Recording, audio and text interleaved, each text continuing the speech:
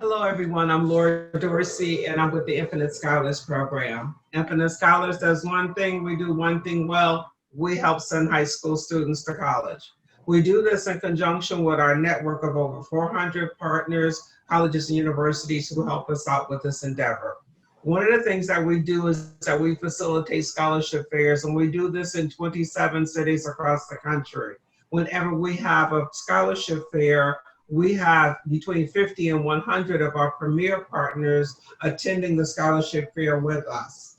Today, one of our premier partners is California University of Pennsylvania. Okay, I'm going to tell you a little bit about them or whatever, and about my co-host for this afternoon. Okay, California University of Pennsylvania, CalU, is a medium-sized state-owned school located in California, Pennsylvania. The university is located approximately 35 miles south of the city of Pittsburgh.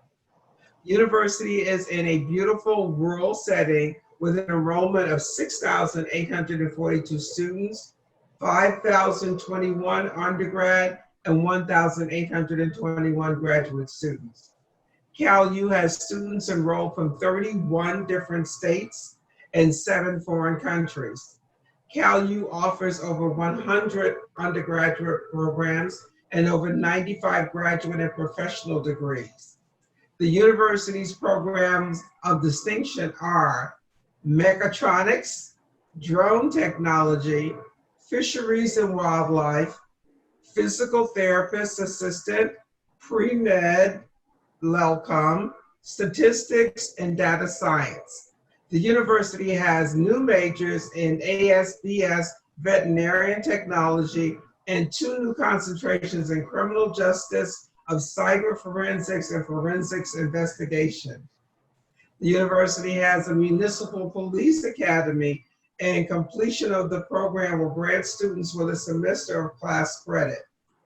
CalU is proud of its graduates, reporting that 96% of its students are employed, enter grad school, or enlist in the military within 6 months of graduation.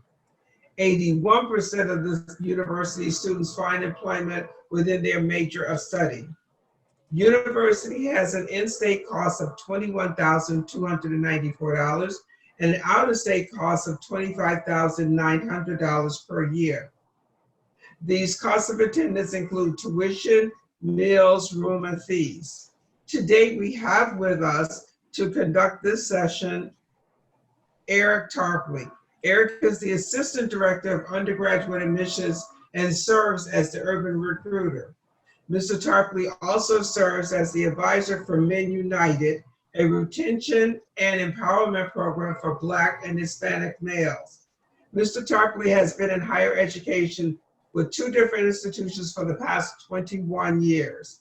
He has been employed by CalU for the past 16 years and 5 years at Washington and Jefferson College. He is a 1994 graduate of Washington and Jefferson College, where he earned his degree in business administration. Eric, thank you so much for being here today. So you're providing our students and their parents with information about California University of Pennsylvania. Thank you for having me. What I'm going to do now, I'm going to go ahead and share my screen where I can show you the presentation. Okay, well, good afternoon once again. My name is Eric Tarpley. I'm one of the assistant directors of undergraduate admissions at California University of Pennsylvania. And I'm happy to walk you through pretty much an introduction to CalU and to hopefully give you a better understanding of who we are. As Dr. Dorsey was saying in part of the introduction, we are one of your state schools that here in the state of Pennsylvania. We're located about 35 miles south of the city of Pittsburgh. And we're doing a lot of really good things here at CalU.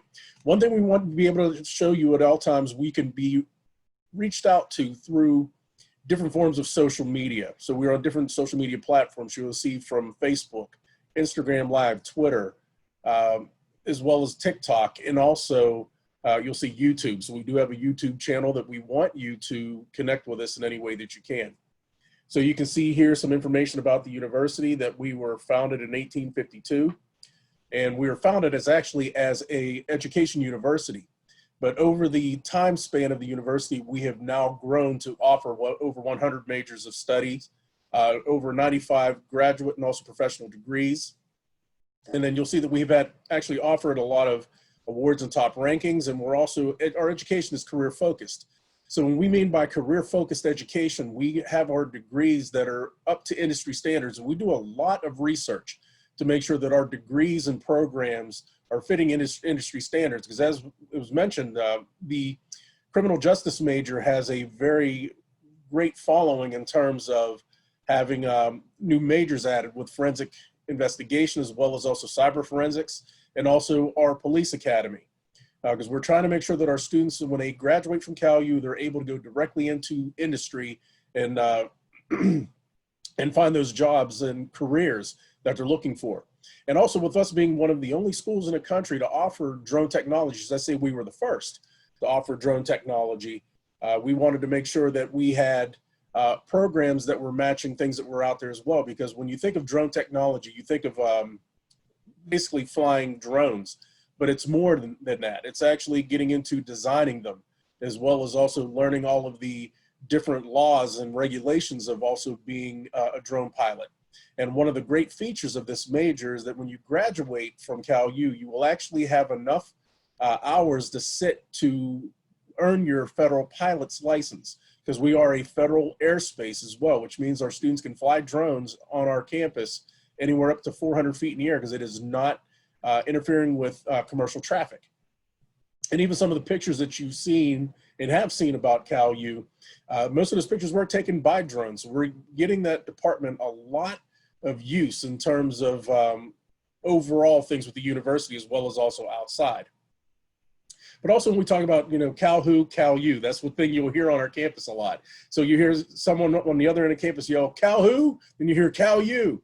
So with that being said, our campus size, we said we have a medium-sized campus. You'll see there's 295 acres to our campus. There's 40 academic buildings. The average test scores for first-year students you'll see is anywhere between a 10, 12. On the SAT and the ACT, a 20. But yet for fall of 2021, we're now going to be test optional. So if students are not taking the SATs or ACTs, that's quite all right. We're still going to qualify you for scholarships and admission based on your GPA. The minimum grade point average for admission to Cal U is a 2.5. But if you're looking to go into a degree like nursing, it's going to require a minimum of a 3.0 GPA. And also for athletics, we are NCAA Division II. We have 18 NCAA Division II teams. And we also offer teams that are club sports. We also offer intramurals as well.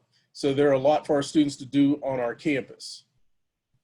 And you'll see with student life at Cal U, we have over 100 clubs and organizations available to you. A lot of our clubs are devoted to health and wellness. When we talk about health and wellness, we have an amazing fitness center that we've renovated over the last several years. We spent roughly about $8.5 million to renovate this facility. It has everything from an indoor walking track. It also has a cardio room. It has weightlifting areas. Also has 2 indoor basketball courts. It has an indoor swimming pool. It's an incredible facility, and also a 3-story rock climbing wall. And we talk about world-class residence hall suites. All of our residence halls, we have 6 buildings that are built as suite-style housing. The worst rooming arrangement you're going to get at Cal U is actually 2 students in a room and a private bathroom in your room. We also offer the 4-person suite. The 4-person suite has a living room in the middle, but it also can have 2 students in 1 room on each side, or you can have 4 single bedrooms. They are all air conditioned, cable television access, internet access. There's also laundry facilities on every floor. There's there's kind of like a social room on the bottom floor where it actually has a full functioning kitchen and everything as well. So we have a lot of great space to offer you. And also our award-winning student center. Our student center was ranked in the top 25 of the most beautiful student unions in the country. So we rank with schools such as like the University of Michigan, University of Pittsburgh, things of that nature. So we've really have done a lot on our campus in terms of renovations. So when you come to our campus, you're really going to be happy with what you see, because our student center is the hub of everything that goes on our campus. It is where our dining hall is located, our bookstore is located there as well, different places to eat, as well as also a Chick-fil-A on campus too. And then we talk about commuter services. The commuter center is inside of the student center, where our students have places to go to maybe sit down and eat a meal, or if they want to just go and sit and relax. There's video game consoles that they want to sit there. There's also quiet areas there too, lockers for you to store your belongings, to make sure that you have everything put away and taken care of. We have a lot of different things in terms of academic success at Cal U, because we pride ourselves on our students at Cal, and our students are our mission at the university. So without the students, there is no university. So we offer a lot of different things, especially when you talk about peer mentoring. Because with the peer mentoring, we want to make sure our students are matched with a student when in their major. They're going to be an upperclassman, to be able to sit down and talk to them about what professors to take, or maybe even how to study, and to take the time to make sure that you have that you're maximizing your time at Cal U as well. Tutoring services are available at the university as well, and it is free for all students. So all you need to do is go to our Office of Academic Success and talk to them about, I need some help maybe in a math class, maybe I want some help writing a paper. We do have a writing lab there as well. There's also a math lab. So there's so many different things for you to be able to take advantage of in terms of academic services. Then the academic advising. Every student will have an individual academic advisor within their major. So if you are a business major, you will have an advisor within business. If you're a biology major, you have an advisor through biology, because we want to make sure that you have the professors that are walking through the curriculum and they know exactly what the sequence should be for you to be taking. And also Career and Professional Development Center. That is a place where our students are going. That's the long name for career services. Students are using this office to find internships, to find jobs when they graduate, as well as also resume writing, and even etiquette dinner tutorials. So we want our students to learn how to be able to spread out their meals, and to be able to have conversations during meals, and even to know what fork to use and everything as well. The four-year graduation plan is a great feature we've added a few years ago. The four-year graduation plan, it will keep our students on track for graduation in a 4-year time frame or less. And the four-year graduation plan, our students' graduation rate is at 87% within a 4-year time frame.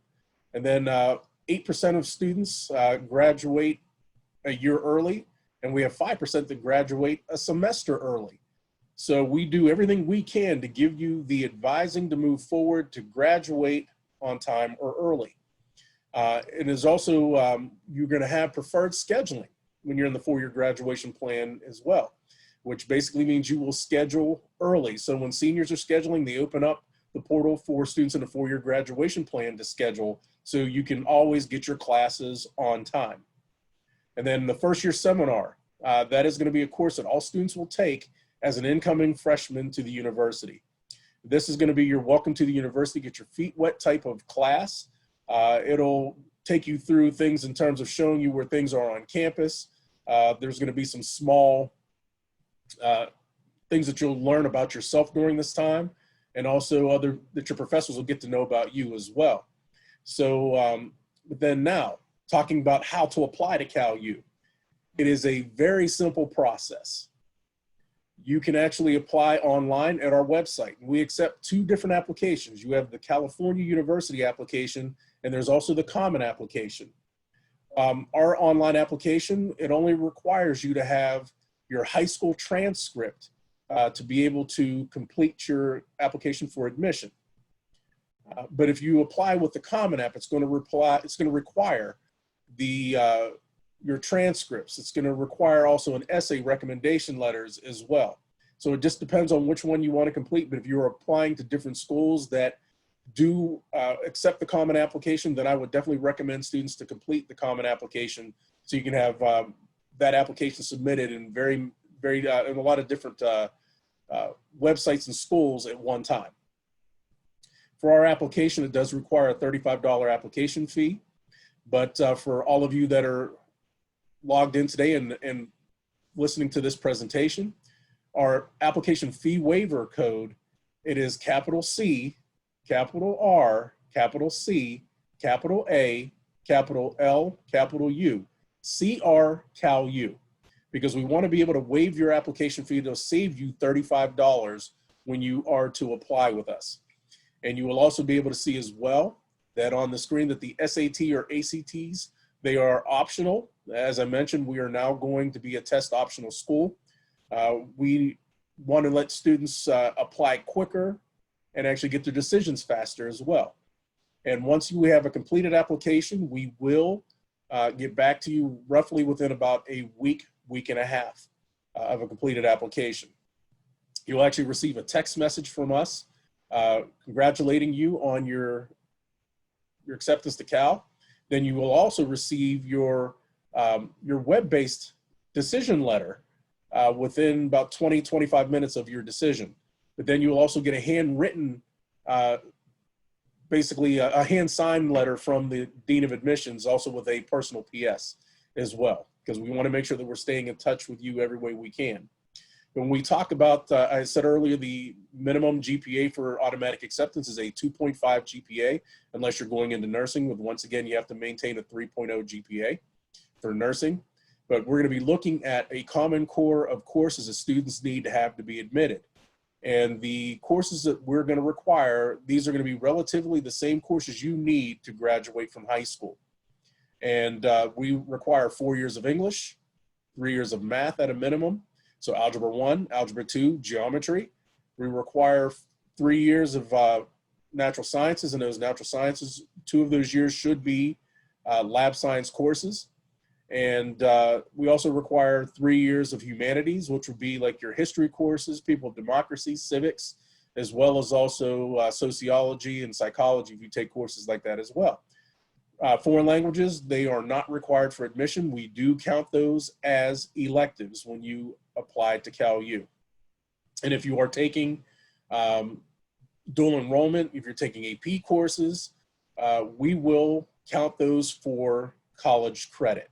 All you need to do is forward the transcript of the school that those credits are coming from, or either send your test results for the AP exam, which we require a minimum of a 3 to qualify you for college credit for AP courses. We also accept IB and also NOCTI exam credits as well.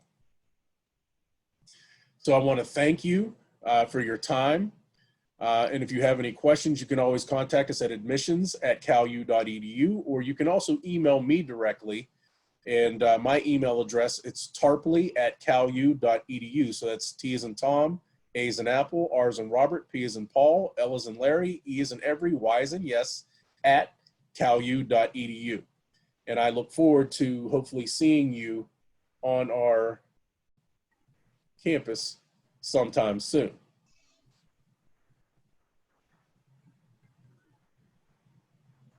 Eric, thank you so much for providing us all of that information. I've got a couple of follow-up questions, if you don't mind. Oh, I don't mind. All right, perfect. Okay. One of the things that we've been looking at now is that with everything that's going on, dates have been sort of hodgepodge. There was at some point where campuses had specific dates and deadline dates or whatever. Now they're moving that. They're moving to rolling admissions. What is CalU doing as far as like dates of concern for students applying for not only admission but for scholarships also? Well, we're rolling admissions all the way around. So if a student were to apply, which our application portal is actually open now. So we actually opened up on June 1st for students to be able to apply. And scholarships, we follow right after admissions decisions. So normally a student will hear about scholarships roughly about 2 to 3 weeks after the admissions decision has actually gone through. But for scholarships, as I mentioned, students just have to maintain a 3.0 cumulative grade point average, and they will be awarded scholarship money. So there is actually, there's a few different scholarships students can receive at the university. For all the students that are Pennsylvania residents, we have something called the Board of Governors Scholarship, which is a full tuition scholarship. But then we also have an out-of-state scholarship for all students that are going to see this that are going to be out of state. We offer a $2,500 scholarship right away. You just have to have a 3.0 to qualify for that. And with that scholarship, it actually brings you down to in-state tuition costs. Okay, all right, because that was going to be my next question when it came to the scholarships, what it is that the students needed for scholarships. So they need a 3.0 GPA. Now, Yes. Is ACT or SAT required? Is it test optional? Or to be able to take a look at scholarships? What is that? What is the rule on that? It is test optional, and if a student does provide test scores, we're going to take a look and see where they fit in with the matrix that has test scores. But if a student comes in that their test scores are actually will qualify them for a higher merit amount, we'll use those to qualify them for the higher amount, because we want to try to give our students the best basically scholarship award we can give them.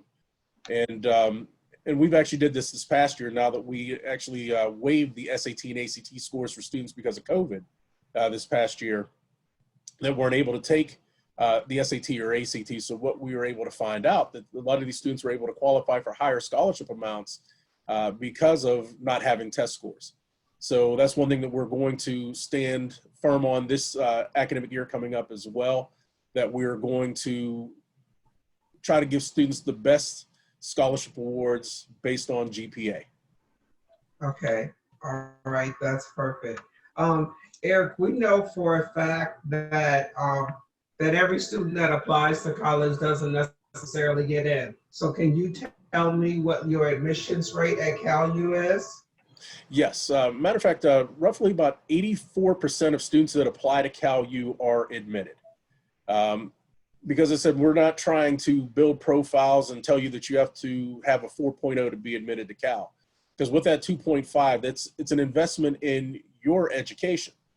But if a student is not admitted, we're not going to tell you that we never want you at CalU, but what we recommend for you to do, if CalU is the place that you really want to be, we would recommend you to go to a community college or another institution just for a semester. And then we would ask you to take 12 college credits that are transferable, and you'd actually be able to start with us in January. And plus those credits you've taken will transfer with you. So at that point, I would tell students to take the placement exams at that community college or another institution, take them very serious so you can actually get into the college level courses right away so you can transfer starting January. Okay, all right, perfect. Getting students in is one thing, keeping them in is another. Okay, so can you tell me about the freshman retention rate? And you listed some of the freshman programs like that, that first year, seminars, stuff like that. Can you just reiterate a few different things that have to do with that? Yes, matter of fact, our freshman retention rate between freshman and sophomore year, we're roughly about 81%. And we're trying to do so many other things to help students become acclimated. So instead of just throwing you into a classroom saying that, well, we're going to help you with your schedules and everything as well, we're instituting learning communities and everything as well, especially with different majors. We want students to start to learn who their peers are, as well as also being engaged with faculty from the day that they hit campus. Because a lot of students we found out in the past that students will say, oh, well, I don't know who my advisor is. I don't know how to do this, how to do that. So that's why we have all these different communities on campus, as well as also the academic success area. Because the academic success area is the place where they're always open for students to be able to sit down and have these open conversations and also get to break the ice in a lot of different ways. Students will also find out when you attend CalU, as our admissions office doesn't always hand everyone off immediately. That we are a school that, because everybody thinks, well, with your size of the school, you guys just simply can't do this, but we build personal relationships. And I find myself doing a lot of advising for students, not really advising their classes, but just sitting down and just being that place for them to come to whenever they're having issues or problems. So my door is always open, as well as my other colleagues, their doors are open as well, because we believe that They built that relationship with us, and we want them to be able to have that face that they know, and also, especially with COVID, they may not get to see us very often, but they may know that voice to be able to come to as well. Okay.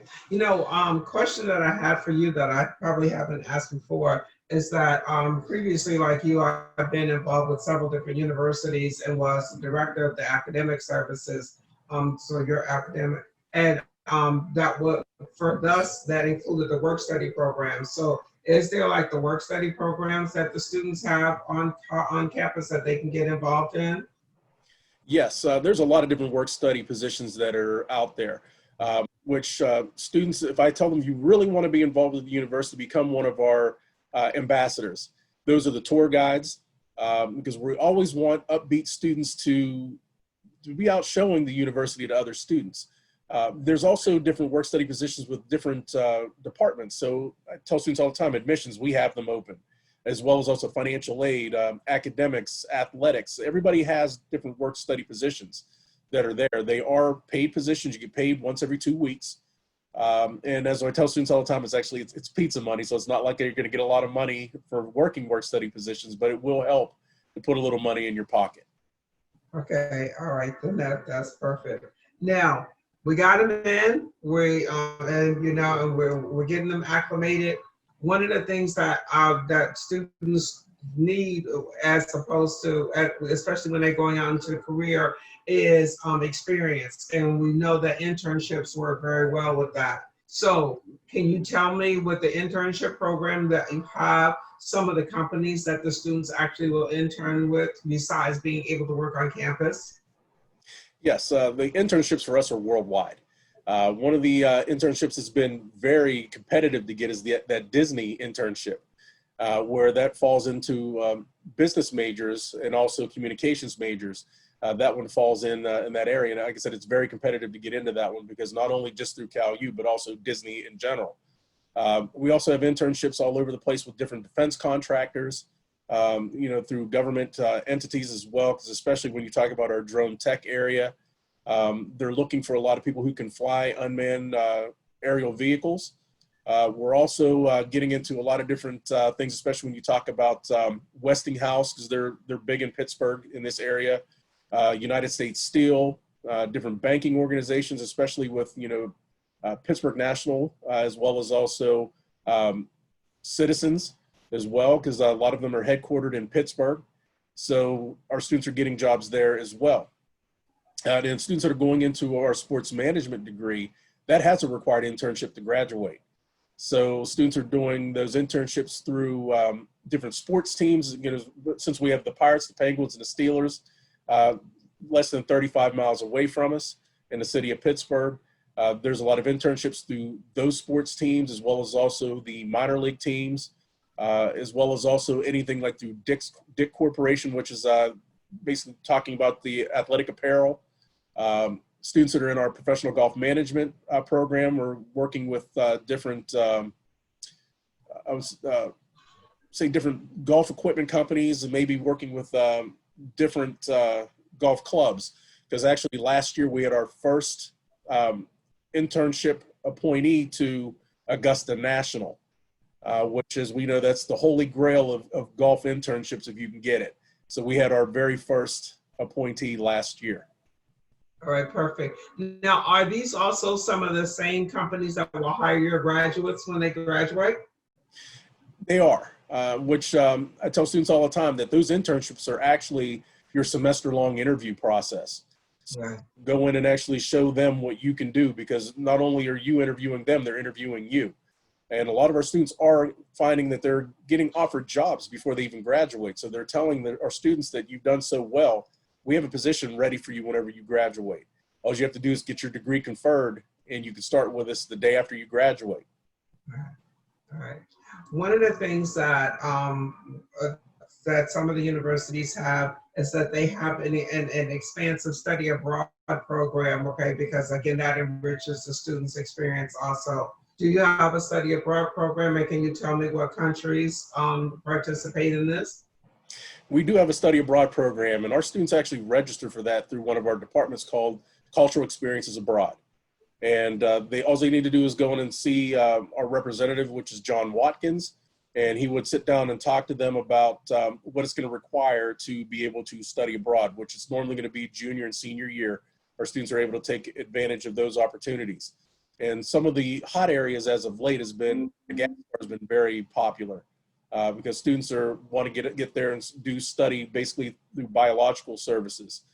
We've had students who've been in Italy for art. We've even had some students that have actually been to, before they had the bans on the Middle East, because we have a very big Arabic language as well. So we had some students that were actually going to the Middle East at one point. But then also with COVID, as we know, it started in China. So we actually had China and Tokyo as also as spots for travel as well. But all of those have now been banned as of late. But we also have National Student Exchange is another area that students can do as well. So not just the study abroad, which we have a relationship with the University of Hawaii chain, which Hilo is one of the places that students went the last several years. Then we also have students have actually gone for National Student Exchange it's kind of a mixture between National Student Exchange and study abroad. We've actually had some students that have actually gone to Oxford. Okay, that sounds like a great opportunity. You know, one of the things that worked in our family when my daughter was deciding to go to college is that she had early on decided that she wanted to be part of the Army ROTC program. And so part of our plan was ROTC the entire time that she was in high school going into college. So is ROTC an option?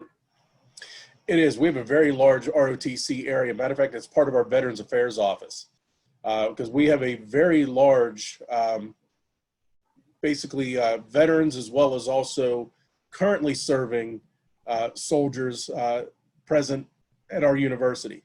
Because we're actually listed as one of, in a publications through the military as one of the most military-friendly institutions out there. So we're out to do a lot of different things. So our Veterans Affairs office will also talk to students about the ROTC function, which we are an Army ROTC university. But since we're very close to University of Pittsburgh, students, if they want to be in the Marines, the Air Force, Navy, they're able to do that through the University of Pittsburgh. They would just do their PT with us, basically in the mornings, but if they would go down to the University of Pittsburgh for their military science courses. Okay, that is great. I think that was listed the majority of the questions that I have. So just gonna give you the last word. Any final parting words that you have for our students and parents? And then you want to provide your contact information all over again? Yes, for students and parents, we're just looking forward to being able to serve you here at Cal U because we look forward to having you join our Vulcan family. And what the Vulcan is, just so because you probably heard this before, it's actually the Roman god of fire and metal. So, but we call it the Vulcan family once you get here. So we want you to become a part of our family, and so we can always continue to work with you to do the things that you need as well. But then also for my contact information, I can be reached at tarpley@calu.edu. My university phone number, which I'll give you the text line because since we're all working remotely, you'll be able to reach me on this number as well. So I answer that phone as well as also you can text me at this line as well, which is 724-426-7045. So feel free to reach out to me anytime and I'm happy to walk you through becoming a Vulcan. Okay. All right. Eric, thank you so very much. Thank you for having me, Dr. Dorsey.